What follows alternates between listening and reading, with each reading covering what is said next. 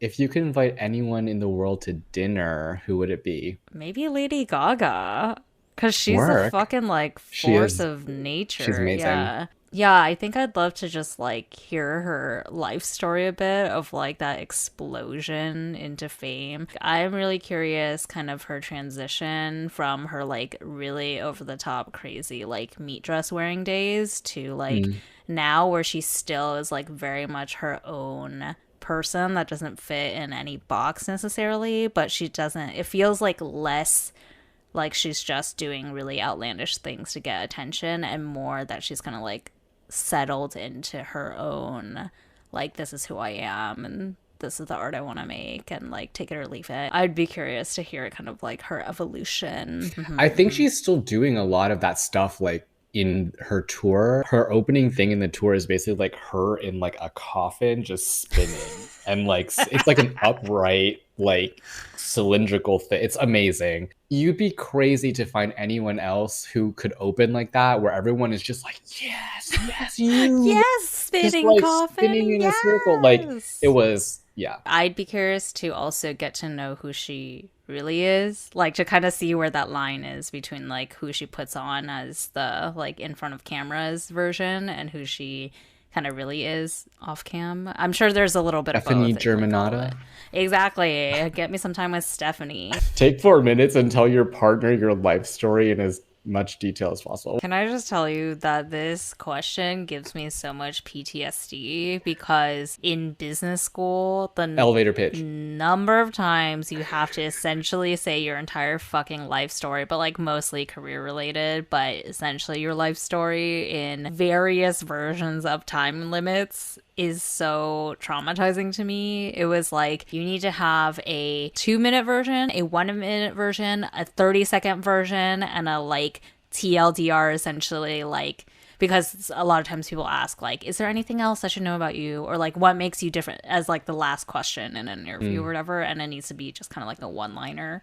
So there's just like so many versions of this, and it like gave me so much stress because I was like, so my I'm supposed to distill my entire like being and my entire sense of value as a human into 2 minutes, 1 minute, 30 seconds, and one sentence essentially. What is the greatest achievement of your life? I think I've always attached it to traditional concepts of achievement. So, like, for example, in the past, I said things like getting into Chicago Booth for my MBA because it's the number one business school in America and everyone thought I couldn't do it. Or then recently wrapping up my corporate career, it was like launching Far Cry 6, the video game, because I fucking did that shit. Like the like actual launch campaign, the marketing part of it, I was responsible for like a lot of it. But I think as I get like more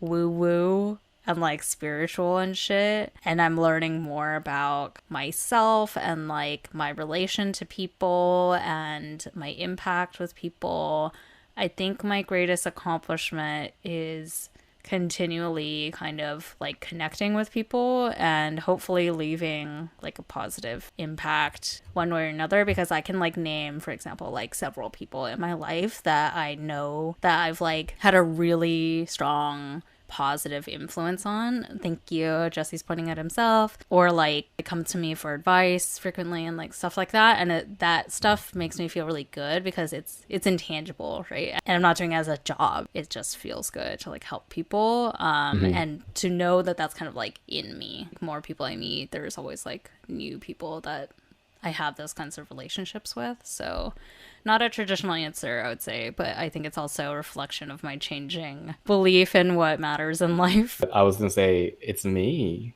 I'm the greatest achievement in my life. Like honestly, look at where I was. Look at where I am now. Yeah, that's true. And it's kind of what you're saying. Like you're constantly working towards bettering yourself. You are the greatest achievement of your life. We are the protagonists of our own lives, so if you That's can't be true. proud of being your greatest achievement, who will Maybe I be? want to be the antagonist of my life. Let's be real. We are our own biggest antagonists always. What is your most treasured memory? Us playing in the back of an empty big Dude, I will truck. always remember that. We were fucking hooligans. And so Jesse and I met in Taoist Temple, if you guys don't know our whole backstory. But we Yeah. always played hooky at night. Like the adults had like class We where they'd actually had like, nothing to do. well, they started doing those classes and we are like, Oh, hell no. anyways, the adults would be like reading from like Taoist texts. That's class, and then the kids would just like dick around. It was weird. Our temple was like inside of a functioning office slash warehouse Yes. situation, so we'd like run around there, hide around there, and then there was a parking lot with like employees of this business's like trucks and stuff, and we would like crawl into the back trunks of these cars that we don't know the owners of and just like loiter there all night. We were weird. I don't know. Those are fond memories, but those it's not my most treasured memory. Fair. It's not a singular one, but I will say I think every time I come out of a psychedelic journey or some other inward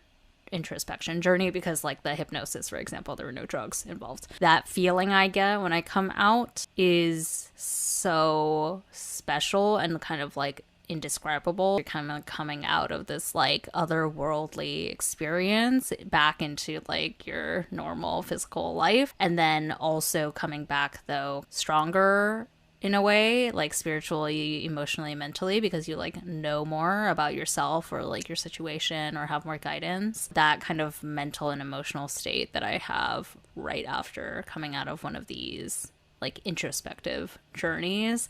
If you knew that in 1 year you would die suddenly, would you change anything about the way you are now living? I think it's just all the things that we know we're supposed to do, actually do them. And by that, I mean spending time with and expressing love towards your loved ones as much as possible. Because if you really only have 1 year left, that's like all you got. So what's more important than like spending it with those people? We'll actually like get into a fitness routine. Some other people would say like I'd eat like whatever the fuck I want because I know that I'm gonna die either way. Yeah. But for me, I think I'd rather try to optimize like the time I have left to feel as good as possible until I reincarnate again. What'll it be this time? I don't know.